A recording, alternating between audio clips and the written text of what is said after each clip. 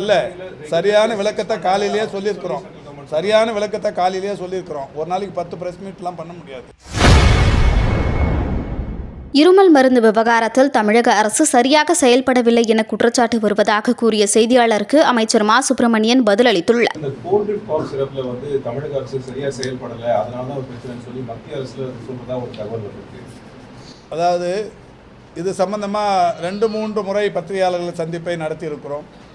ஒரு முறை நடத்துகிற சந்திப்பிலேயே இது பற்றி முழுமையாகவும் சொல்லுகிறோம்.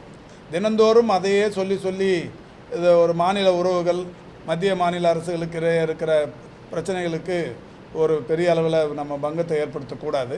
இது இன்றைக்கி காலையில் கூட ஒரு பேட்டி கொடுத்துருக்குறேன். திருப்பவும் இதே ஒரு நீங்கள் பேட்டி கேட்டுன்னே இருந்தீங்கன்னா தொடர்ச்சியாக இல்லை, சரியான விளக்கத்தை காலையிலேயே சொல்லியிருக்கிறோம். சரியான விளக்கத்தை காலையிலேயே சொல்லியிருக்கிறோம். ஒரு நாளைக்கு 10 பிரஸ் மீட்லாம் பண்ண முடியாது. காலையிலேயும் சொல்லியிருக்கிறோம். இருந்தாலும் இது கடைசியாக வச்சுக்கங்க. இது ஏன்னா உங்களுக்கு டிவியில் அப்பப்போ அது என்னது பிரேக்கிங் நியூஸ் தரணுங்கிறதுக்காக எங்களை பயன்படுத்தாதீங்க. இது இந்த 1ஆம் தேதி அக்டோபர் 1ஆம் தேதி இந்த நிகழ்ச்சி நடந்தோடனே மத்திய பிரதேசத்திலிருந்து ஒரு தகவல் வந்தது.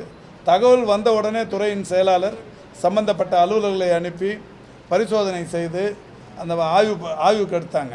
ஆய்வு பண்ணதில் அதில் விஷத்தன்மை உடைய ஒரு கண்டாமினேஷன் உடைய அந்த கலப்பு இருப்பது என்பது கண்டுபிடிக்கப்பட்டு உடனடியாக அந்த மருந்து பயன்படுத்தக்கூடாது என்று தடை விதிக்கப்பட்டது. ஃபஸ்ட்டு தடை விதிச்சாச்சு. தமிழ்நாட்டில் எங்கேயும் அதை விற்க விடலை.